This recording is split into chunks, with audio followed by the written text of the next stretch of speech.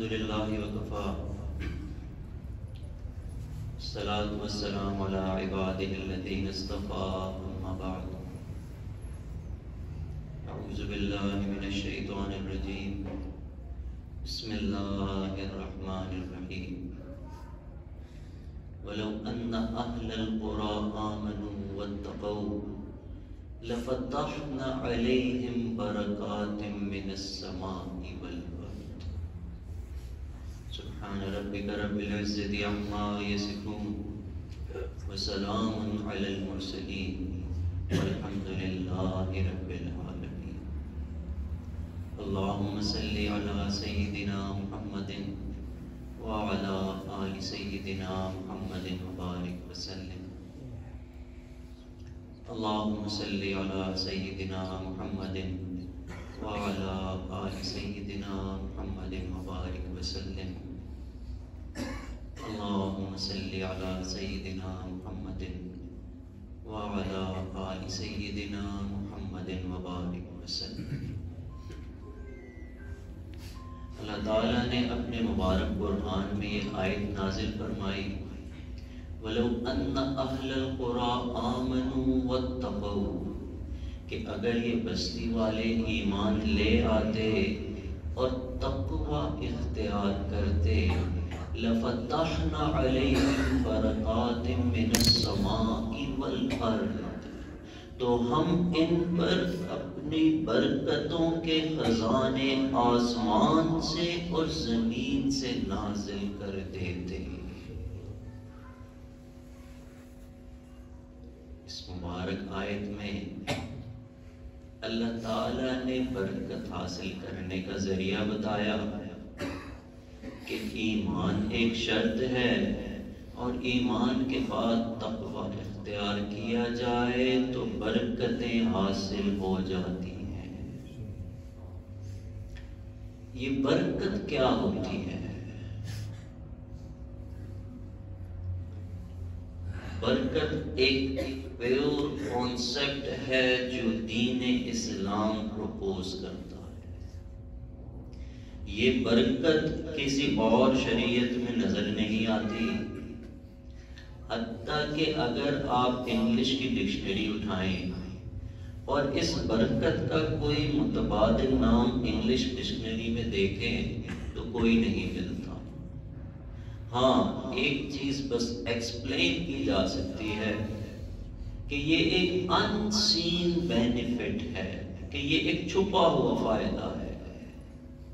تو برکت ہے تو چھپا ہوا فائدہ ہی۔ یہ کیسا فائدہ ہے؟ دیکھیے، ایک چیز برکت ہوتی ہے اور ایک چیز کثرت ہوتی ہے۔ مشائخ یہ فرماتے ہیں کہ برکت کو مانگنا چاہیے، کثرت کو نہیں مانگنا چاہیے۔ مثال کے طور پر ایک انسان کی بہت ساری اولاد ہے جس کو کثیر الاولاد شخص کہا جائے، تو کثیر اولاد تو ہے مگر بڑھاپے میں کوئی ایک اولاد بھی اس کے کام نہیں آ رہی، تو ایسی کثرت کا کیا فائدہ جس میں برکت ہی نہیں ہے۔ مثال کے طور پر ایک شخص کی 100 سال سے زیادہ عمر ہو گئی تو کثیر العمر کہلایا جائے گا، مگر ایسی عمر کا بھی کیا فائدہ کہ آدھی زندگی وہ بستر پر گزار رہا ہے، تو کثیر العمر ہے مگر عمر کے اندر برکت نہیں ہے۔ تو دین اسلام ایک کانسیپٹ دیتا ہے جس کو برکت کہا جاتا ہے۔ کچھ مثالوں سے آپ کو سمجھاتے ہیں۔ اس دنیا میں سب سے زیادہ پڑھی جانے والی کتاب وہ قرآن پاک ہے۔ قرآن پاک کے بعد مسلمانوں میں جو سب سے زیادہ پڑھی جانے والی کتاب ہے وہ حدیث کی کتاب بخاری شریف ہے۔ یہ اتنی بڑی کتاب کہ جو سب سے زیادہ مستند احادیث ہیں وہ اس کتاب میں موجود ہیں، تمام مسلمان اس پر متفق ہیں۔ اس کے جو آتھر ہیں امام بخاری رحمۃ اللہ علیہ، ان کا انتقال 55 سال کی عمر میں ہو چکا تھا۔ اللہ نے 55 سال کی عمر دی، مگر اس عمر میں انہوں نے وہ کام کر دیا کہ اس وقت سے لے کر قیامت تک کے لیے یہ جو بخاری شریف ہے یہ مسلمان پڑھتے رہیں گے۔ کوئی مسلمان عالم دین بن ہی نہیں سکتا جب تک یہ بخاری شریف کو ختم نہ کر لے۔ اس کو عمر میں برکت کہتے ہیں۔ 55 سال کی عمر میں وہ کارنامہ سر انجام دے گئے جو شاید بڑے بڑے سوچ بھی نہیں سکتے۔ یہ برکت ہے۔ بخاری شریف کی ہی ایک روایت ہے، حضرت جعفر بن عمر اس کے راوی ہیں، فرماتے ہیں کہ میں اور عبید اللہ بن عدی بن الخیار ہم دونوں نے ارادہ کیا کہ حضرت وحشی رضی اللہ عنہ کے پاس سفر کر کے جاتے ہیں کہ حضرت وحشی رضی اللہ عنہ چند صحابہ جو زندہ بچ گئے تھے ان میں سے تھے، تو انہوں نے سوچا کہ ہم جاتے ہیں، سفر کرتے ہیں اور بغیر کسی واسطے کے صحابی رسول سے احادیث سنتے ہیں۔ تو انہوں نے سفر کیا، حضرت وحشی رضی اللہ عنہ کے پاس پہنچے تو یہ عمر کے آخری حصے میں تھے، تو بستر پر لیٹے ہوئے تھے۔ تو بخاری شریف میں آتا ہے کہ عبید اللہ بن عدی نے پوچھا حضرت وحشی سے کہ کیا آپ مجھے جانتے ہیں؟ تو حضرت وحشی رضی اللہ عنہ نے ان کو دیکھا اور کہا کہ تمہاری چہرہ تو مانوس نہیں ہے، ہاں ایک بات ضرور ہے کہ برس پہلے، کئی برس پہلے عدی بن الخیار کے ہاں ایک اولاد ہوئی، ایک بیٹا پیدا ہوا۔ میں اس وقت عدی کے گھر میں تھا، عدی نے وہ بیٹا مجھے دیا اور کہا کہ اس کو دودھ پلانے والی عورت کے گھر چھوڑنا ہے۔ تو جس حالت میں دیا تو وہ بیٹا جو ہے وہ چادر میں لپٹا ہوا تھا، تو میں نے اس کا چہرہ تو نہیں دیکھا تھا، ہاں ایک دن کے بچے کے اتنے سے پاؤں نظر آ رہے تھے۔ اس بچے کے پاؤں اور تمہارے پاؤں میں بہت مشابہت ہے۔ عبید اللہ بن عدی کہنے لگے میں اسی عدی بن الخیار کا وہی بیٹا عبید اللہ ہوں۔ اس کو حافظے میں برکت کہتے ہیں۔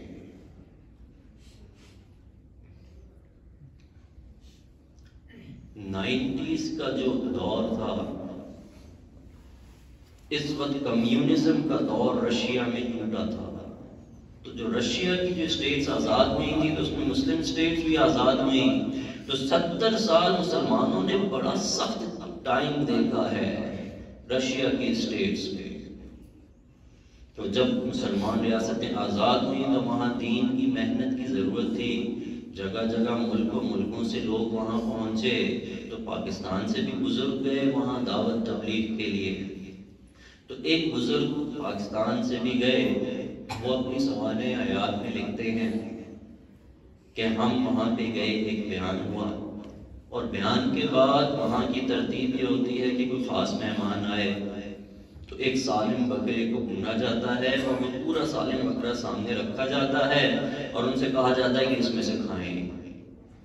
تو کہنے لگے کہ ہمارے بیان کے بعد بھی وہ سالم بکرا آیا اور ہم اس میں چربی بھی لگی ہوئی تھی اور بوٹی بھی لگی ہوئی تھی، تو ہم چربی ہٹا کے بوٹی کھانا شروع ہو گئے۔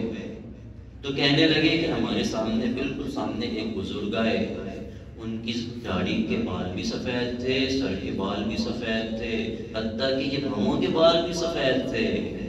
تو کہنے لگے کہ مجھے دیکھ کے حیرت ہوئی کہ وہ بزرگ جو ہے وہ بوٹی بھی کھا رہے ہیں اور ساتھ ساتھ اس کی چربی جو ہے وہ بھی کھائے جا رہے ہیں۔ تو کہنے لگے کہ میں تو جوان تھا، تو مجھے تھوڑی حیرت بھی ہوئی، میں نے پوچھا کہ بزرگ آپ کی کتنی عمر ہے؟ تو کہنے لگے کہ میری 90 سال عمر ہے۔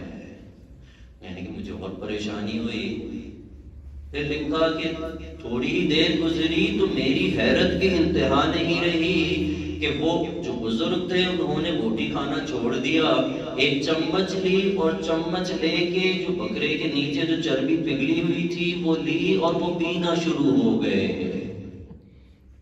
اب وہ کہتے ہیں کہ میرا تو صبر کا پیمانہ لبریز ہو گیا۔ میں نے بزرگوں سے پوچھا کہ بزرگوں آپ نے کبھی کوئی ٹیسٹ وغیرہ کرایا ہے کولیسٹرول کا؟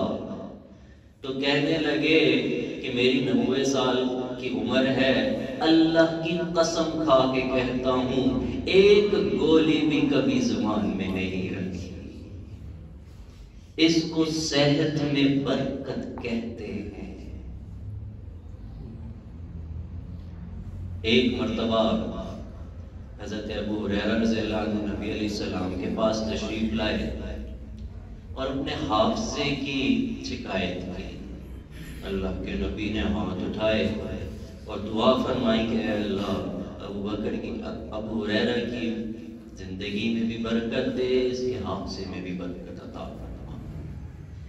یہ دعا اللہ نے قبول کر لی تو ابو ہریرہ رضی اللہ عنہ نے ایک لمبی عمر پائی، اتنی لمبی عمر کہ چاروں جو خلیفہ تھے ان سب کا زمانہ بھی دیکھا، جو بعد کی بادشاہت تھی حضرت نے وہ زمانہ بھی دیکھا ہے۔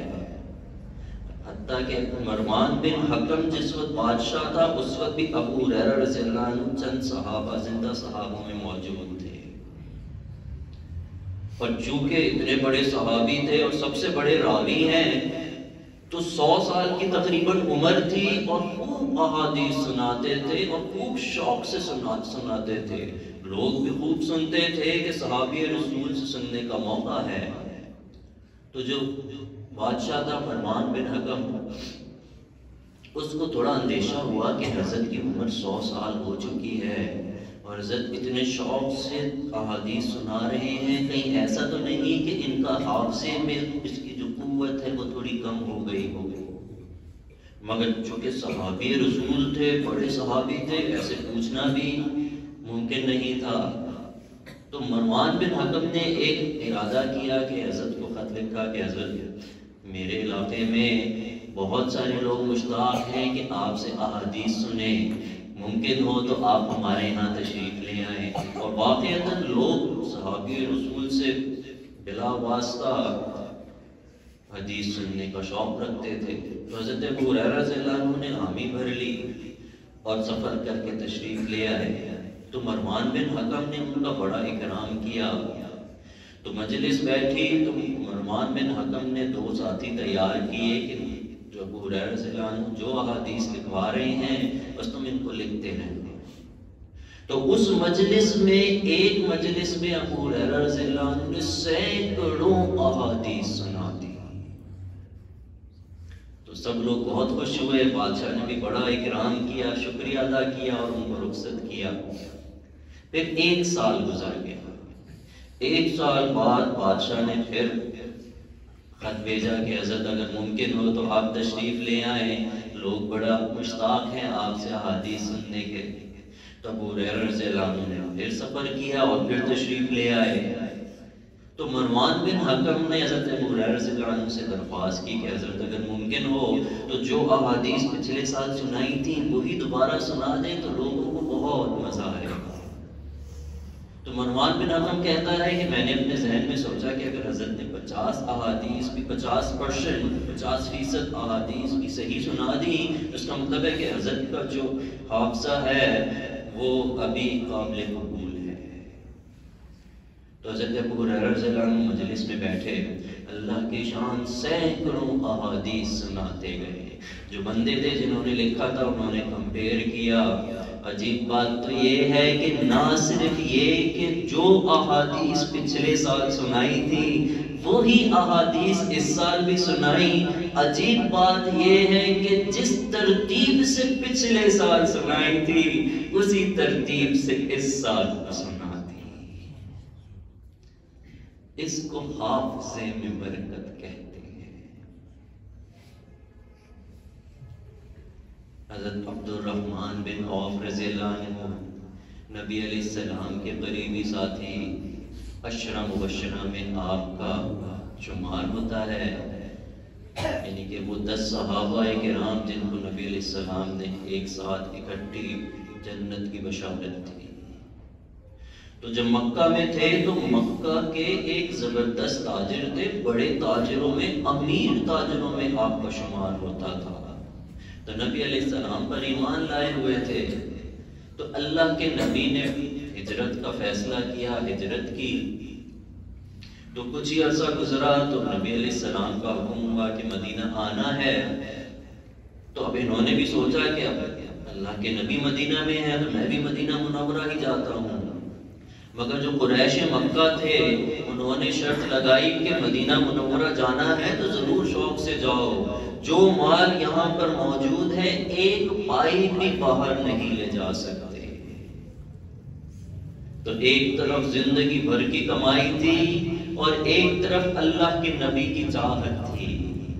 تو زندگی بھر کی کمائی کو مکہ میں چھوڑ دیا، خالی ہاتھ مدینہ منورہ پہنچ گئے. اس حال میں پہنچے کہ جو مکہ کا امیر ترین شخص تھا مدینہ پہنچ کے مدینہ کا غریب ترین شخص بن گیا. اللہ کے نبی نے آپ کا بھائی چارہ ایک انصاری صحابی سے کرایا. تو وہ انصاری صحابی حضرت عبدالرحمن بن عوف سنانوں کو لے کے اپنے گھر تشریف لے آئے اور کہا کہ بھئی یہ میرا گھر ہے، جو اس میں مال ہے وہ آدھا آدھا کر لیتے ہیں، آدھا تم رکھ لو آدھا میں رکھ لیتا ہوں. حتیٰ کہ میری 2 بیویاں ہیں، میں ایک بیوی کو فارغ کر دیتا ہوں، عدت کے بعد ان سے نکاح کر لینا. تو عبدالرحمن بن عوف رضی اللہ عنہ فرمانے لگے کہ نہیں، بس میں وہاں پہ بھی تجارت کرتا تھا، یہاں پہ بھی تجارت کروں گا، بس مجھے مارکیٹ کا راستہ دکھا دو. تو عبدالرحمن بن عوف رضی اللہ عنہ مارکیٹ چلے گئے. جو چند پائی ان کے پاس تھی وہ لے کے گئے. تو شروع میں جیسے یہ اونٹ کی باندھنے کی رسی ہوتی ہے وہ خریدی اور تھوڑے وقت کے بعد اس کو بیچ دیا. تو کچھ منافع ہوا، اس میں سے کوئی اور چیز خریدی چھوٹی موٹی، تو اس کو پھر بیچا تو تھوڑا سا منافع اور ہوا. تو چیزیں خریدتے رہے اور بیچتے رہے، خریدتے رہے اور بیچتے رہے، حتیٰ کہ ایک وقت آیا کہ آپ نے بکریاں خریدنا شروع کی. حتیٰ کہ ایک وقت آیا کہ آپ نے اونٹ خریدنا شروع کیے. ایک وقت ایسا آیا کہ آپ نے گھوڑے بھی خریدے. ایک وقت ایسا بھی آیا کہ آپ نے جائیدادیں خریدی، اور ایک وقت ایسا بھی آیا کہ آپ نے سونا چاندی خریدا. جس وقت عبدالرحمن بن عوف رضی اللہ عنہ کا انتقال ہوا، آپ کی وراثت کو تقسیم کیا گیا. خالی سونے کی قیمت 3 ارب دینار تھی. یہ 3 ارب دینار آج کی ٹرمینالوجی میں $500 بلین سے زیادہ کی ورتھ ہے. آج کا جو امیر ترین شخص ایلن مسک ہے، اس سے زیادہ امیر یہ عبدالرحمن بن عوف گزرے ہیں. اس کو مال میں برکت کہتے ہیں. اب سوال یہ پیدا ہوتا ہے کہ یہ برکت کے ذرائع کیا ہیں؟ کن چیزوں میں برکت ہے، کن لوگوں میں برکت ہے، کن اوقات میں برکت ہے؟ ایسا کیا کریں کہ ان برکت کے لمحات کو ہم کھینچ لیں، برکت حاصل کر لیں؟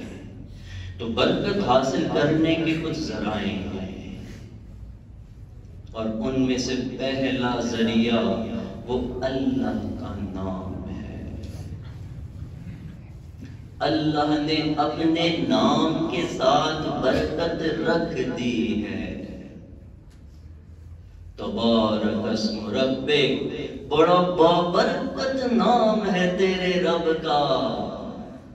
تو رب کا نام کیا ہے؟ رب کا ذاتی نام تو اللہ ہے. اللہ نے اس لفظ اللہ میں خوب برکت رکھ دی ہے. تو جو اللہ اللہ کرتے ہیں ان کی زندگیوں میں برکتیں آ جاتی ہیں. اللہ تعالیٰ خود فرما رہے ہیں فَاذْكُرُونِي أَذْكُرْكُمْ، کہ تم میرا ذکر کرو پھر میں تمہارا ذکر کروں گا، تم مجھے یاد کرو میں تمہیں یاد کروں گا۔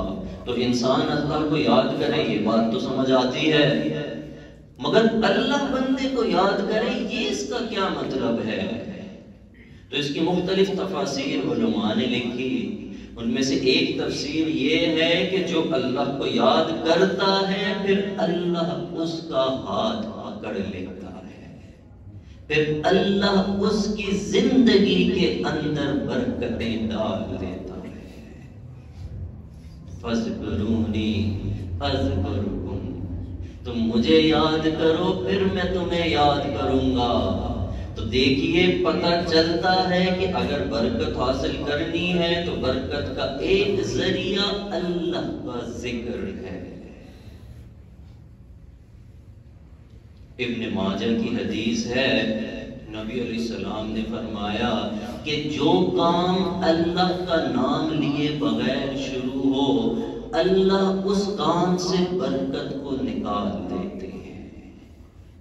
تو دیکھیے واضح دلیل ہے کہ اللہ نے اپنے نام کے ساتھ برکت رکھی ہے، تو جو اللہ کے نام کے ساتھ کام شروع کرتا ہے پھر اس کام میں برکت آتی ہے۔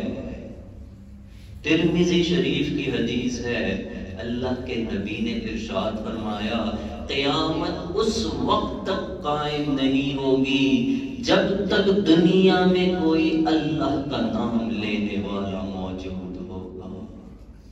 اللہ اکبر، یہ اتنا بابرکت اللہ کا نام ہے، جب تک دنیا میں کوئی اللہ کا نام لینے والا ہے اس دنیا میں قیامت برپا نہیں ہونے والی۔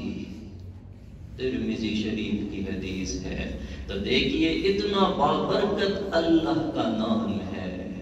اللہ تعالیٰ خود قرآن میں فرما رہے ہیں الا بذکر اللہ تطمئن القلوب، جان لو اللہ کے ذکر میں دلوں کا اطمینان ہے۔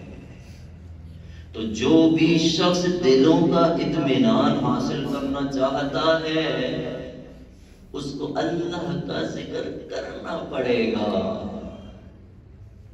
تو کچھ ذرائع ہیں جو برکت کو کھینچنے والے ہیں، ان میں سے پہلا ذریعہ اللہ کا ذکر ہے۔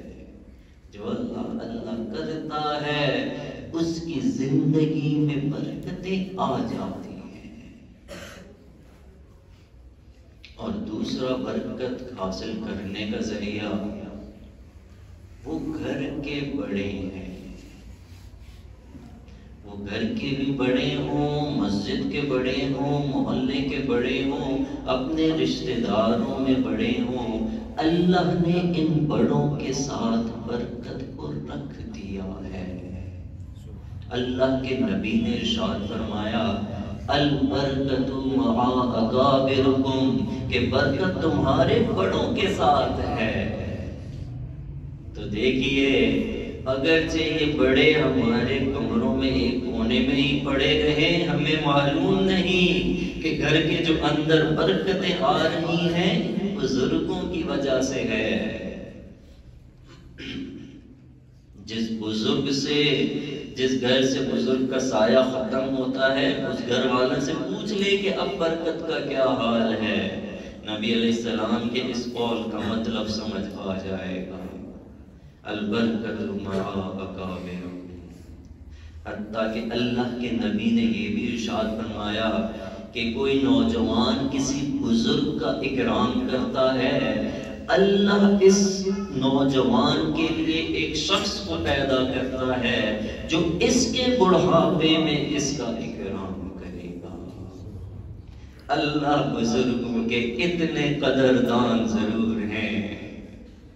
ہماری بزرگی میں اگر کوئی ہمارا اکرام کر رہا ہے، شاید نوجوانی میں کسی بزرگ کا ہم نے اکرام کیا ہو، اللہ اس کا صلہ دے رہا ہے، ہمیں پتہ بھی نہ ہو۔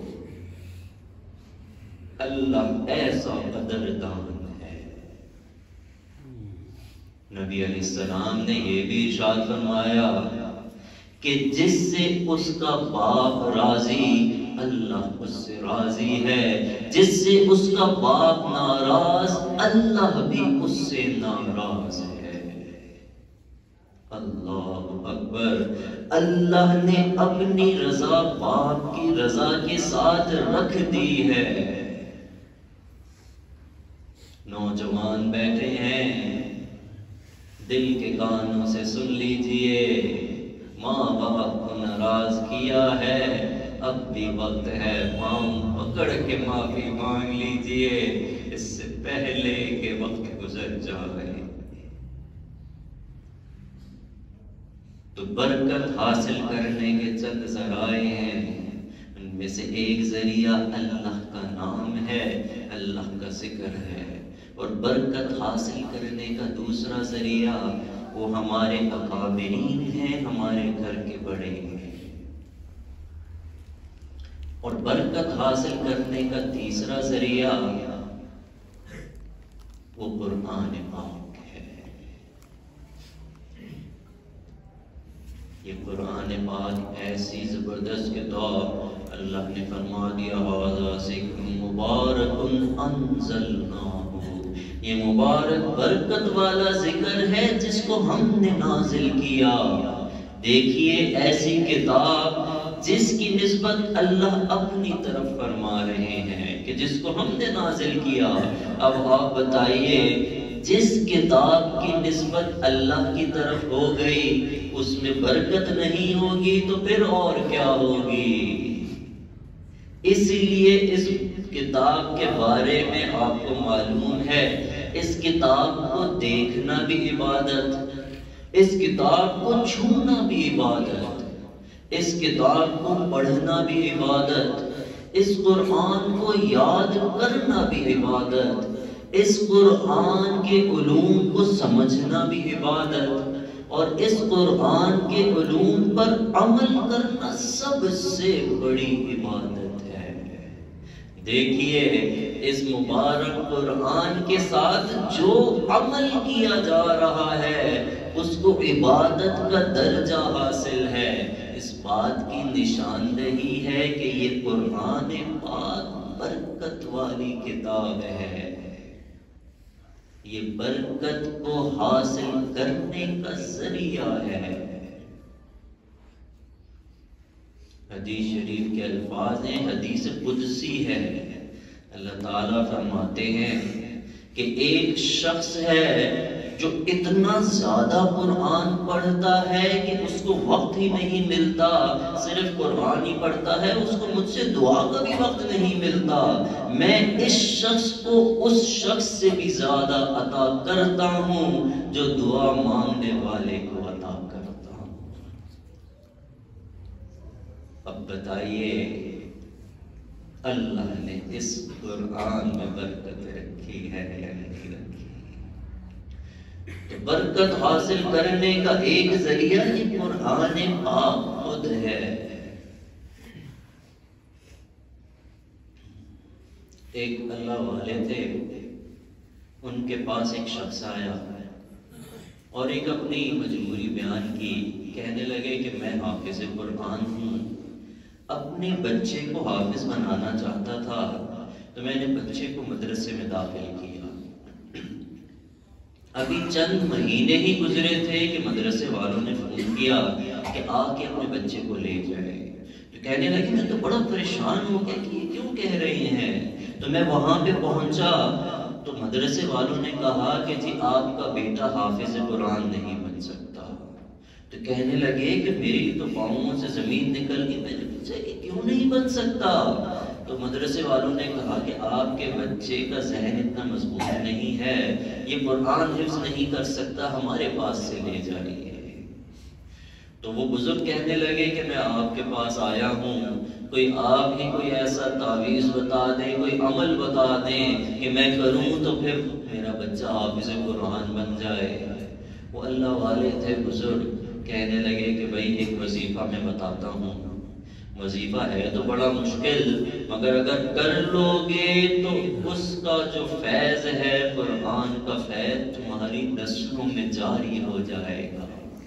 تو کہنے لگے کہ حضرت میں تو میرے اوپر تو وقت آیا ہوا ہے، ہر چیز کرنے کو تیار ہوں، آپ مجھے بتا دیجئے۔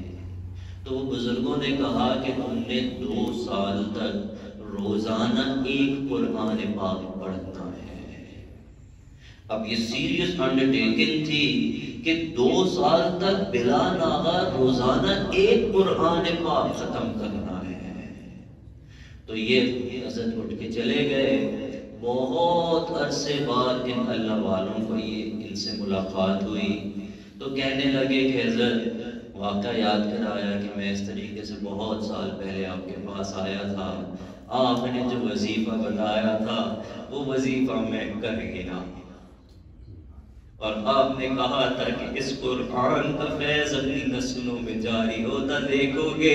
میں صرف یہ بتانے آیا ہوں کہ آج نہ صرف میرے جتنے بیٹے اور بیٹیاں ہیں اللہ نے ان کو بھی حافظ قرآن بنایا، بلکہ آج میرے جتنے پوتے پوتیاں نواسے نواسیاں ہیں سب حافظ قرآن ہیں۔ اپنی آنکھوں سے اس قرآن کا فیض اپنی نسلوں میں دیکھ چکا۔ یہ قرآن کی برکت ہے۔ اللہ کے نبی نے یہ بھی ارشاد فرمایا کہ قرآن کی تلاوت سے زیادہ اللہ کا قرب حاصل کرنے کا اور کوئی ذریعہ نہیں ہے۔ ہم میں سے ہر ایک چاہتا ہے کہ اللہ کا قرب حاصل ہو۔ اللہ کے نبی بتا گئے کہ اللہ کا قرب حاصل کرنے کا سب سے فاسٹ ٹریک جو ہے وہ قرآن پاک کی تلاوت ہے۔ تو برکت حاصل کرنے کے کچھ ذرائع، ان میں سے ایک ذریعہ اللہ کا ذکر ہے، ایک ذریعہ بڑوں کا ادب ہے، بڑوں کا اکرام کرنا ہے، ایک ذریعہ قرآن پاک ہے۔ اور برکت حاصل کرنے کا سچی بات یہ ہے، ایک بڑا زبردست طریقہ جو آنے والا مہینہ ہے، اس کو تو ہم کہتے ہی رمضان المبارک ہے، یہ برکتوں والا مہینہ ہے۔ ایسا زبردست نیکیوں کا سیزن آ رہا ہے جو ہماری سوچ سے بڑھ کر ہے۔ اللہ کے نبی خود اس کی تیاری کرتے، ابھی 2 مہینے پہلے ہوتے تو دعائیں شروع کر دیتے۔ اللہ کے نبی نے خود دعا سکھائی، اللہم بارک لنا فی رجب و شعبان و بلغنا رمضان، کہ اے اللہ ہمیں رجب و شعبان میں برکتیں عطا فرما اور عافیت کے ساتھ رمضان تک پہنچا دیں۔ وقت کے نبی ہیں، گناہوں سے پاک ہیں، اور رمضان کی اتنی جستجو کہ ابھی 2 مہینے بھی ہیں اور دعا کر رہے ہیں۔ تو ابھی رمضان المبارک شروع نہیں ہوتا، اللہ کے نبی صحابہ کرام کو جمع کرتے اور ان کی ٹریننگ کرتے کہ دیکھو ایک بڑا مہینہ آنے والا ہے، جو اس مہینے میں کماؤ گے کسی اور مہینے میں کما ہی نہیں سکتے۔ ایک اصول کی بات یہ ہے کہ جس چیز کو بڑا کہہ دیں تو وہ چیز بڑی ہوتی ہے۔ اللہ کے نبی نے اس رمضان کو شہر عظیم کہا ہے، عظیم مہینہ ہے۔ کتنا عظیم مہینہ کہ اللہ کے نبی نے خود فرما دیا کہ پہلا عشرہ رحمت کا عشرہ ہے، دوسرا عشرہ مغفرت کا ہے، اور تیسرا عشرہ جہنم کی آگ سے نجات کا عشرہ ہے۔ اگر آپ ان تینوں عشروں کی ڈیٹیل کو دیکھیں تو کیا معلوم ہوتا ہے کہ اللہ معاف ہی کرنا چاہ رہے ہیں، رحمت بھی ہے، مغفرت بھی ہے، آگ سے خلاصی بھی ہے۔ مطلب یہی کہ اللہ نے دوستی کا ہاتھ بڑھا دیا ہے۔ اسی لیے اس سیزن میں ہر ایک کے لیے عبادت کرنا آسان کر دیا جاتا ہے۔ دیکھیے مشائخ فرماتے ہیں کہ عام طور پر یہ دیکھا گیا کہ جو شخص بد نظری کرتا ہے اس کی فجر قضا ہو جاتی ہے۔ مشائخ یہ بھی فرماتے ہیں کہ جو گناہوں میں لگا رہتا ہے اس کا دل عبادت سے اچاٹ کر دیا جاتا ہے۔ مگر یہ غیر رمضان کا اصول ہے، رمضان میں اللہ نے دوستی کا ہاتھ بڑھایا ہے، ایسا بڑھایا کہ ہر ایک کے لیے عبادت کو آسان کر دیا جاتا ہے۔ تو ایک بڑا مہینہ آ رہا ہے جو عبادت کے لحاظ سے بہترین مہینہ ہے۔ حضرت مجدد علی ثانی رحمۃ اللہ علیہ اپنے مکتوبات میں لکھتے ہیں کہ رمضان کو غیر رمضان سے وہ نسبت بھی حاصل نہیں جو ایک سمندر کو ایک قطرے سے حاصل ہوتی ہے۔ اللہ اکبر۔ اس کی وجہ ہی یہ کہ جو رمضان کے اعمال ہیں غیر رمضان میں کوئی کمپیریزن ہی نہیں ہے۔ اللہ کے نبی نے ارشاد فرما دیا کہ جو رمضان میں نفل کی عبادت ہوگی اس کا ثواب فرض کے برابر، اور جو فرض کی عبادت ہوگی اس کا ثواب 70 فرائض کے برابر۔ اب بتائیے غیر رمضان میں 24 گھنٹے بھی کام کرتے رہیں، عبادت کرتے رہیں، رمضان کا مقابلہ کر ہی نہیں سکتے۔ اتنا بابرکت مہینہ ضرور ہے۔ اللہ کے نبی نے ارشاد فرمایا کہ روزے دار دعا کے لیے ہاتھ اٹھاتا ہے، اس کی دعا پر فرشتوں کی جماعتیں آمین کہہ رہی ہوتی ہیں۔ اللہ اکبر۔ دعا ادھر زمین پر ہو رہی ہے، آمین آسمان پر فرشتے کر رہے ہیں۔ یہ برکت والا مہینہ ہے۔ چونکہ رمضان بالکل قریب ہے، ایک بات اور بھی رمضان کے حوالے سے علمی نقطے کے طور پر بیان کرنا چاہتا ہوں کہ اس رمضان المبارک میں ہم اللہ سے مغفرت مانگیں، یہ کیوں ضروری ہے؟ دیکھیے اگر کسی ماں کے سامنے اس کے بیٹے کو بددعا دی جائے تو ماں برداشت کرے گی؟ ماں خود تو بددعا دے دے مگر کوئی اور اس کے بیٹے کو بددعا دے برداشت نہیں کر سکتی۔ آپ بددعا دے کے دیکھیں، ماں کے پیچھے پڑ جائے گی۔ کیا خیال ہے کہ اگر کوئی ماں کے سامنے اس کے بیٹے کو بددعا دے اور ماں اس پر آمین کہہ دے تو یہ تو ممکن ہی نظر نہیں آتا۔ اب ایک بات سمجھیے کہ یہ ماں کی محبت ہے، اور ایک محبت وہ ہے جو نبی علیہ السلام نے اپنی امت سے کی ہے۔ کوئی ماں اپنے بچے کے لیے 23 سال نہیں روتی، کوئی باپ اپنے بچے کے لیے 23 سال نہیں روتا۔ اللہ کے نبی اپنی امت کے لیے 23 سال روتے رہے، دعائیں کرتے رہے۔ تو اللہ کے نبی کو جو اپنی امت سے محبت تھی، ماں کی محبت سے بھی زیادہ محبت تھی۔ روایات میں یہ بھی آتا ہے کہ ملک الموت حاضر ہوئے تو اللہ کے نبی نے پوچھا کہ پہلے پوچھ کے بتاؤ کہ میرے بعد میری امت کا کیا ہوگا۔ اللہ اکبر۔ یہاں جانے کا وقت ہے، وہاں امت کی فکر لگی ہوئی ہے۔ اس کو رحمت للعالمین کہتے ہیں۔ اس محبت کا مقابلہ کسی ماں کی محبت سے نہیں۔ اب ایک حدیث بھی سن لیجیے۔ حضرت جبرائیل علیہ السلام نبی علیہ السلام کے پاس آئے اور ایک دعا کی، برباد ہو جائے وہ شخص جس نے رمضان کو پایا اور اپنی مغفرت نہیں کروا سکا۔ اس پر اللہ کے نبی نے آمین فرما دیا۔ اللہ اکبر۔ اس فرشتے کی دعا ہی کافی تھی۔ اس پر وقت کے نبی جو اتنے مہربان ہیں انہوں نے آمین کہا ہے۔ اس دعا کی قبولیت میں کوئی شک ہی نہیں ہے۔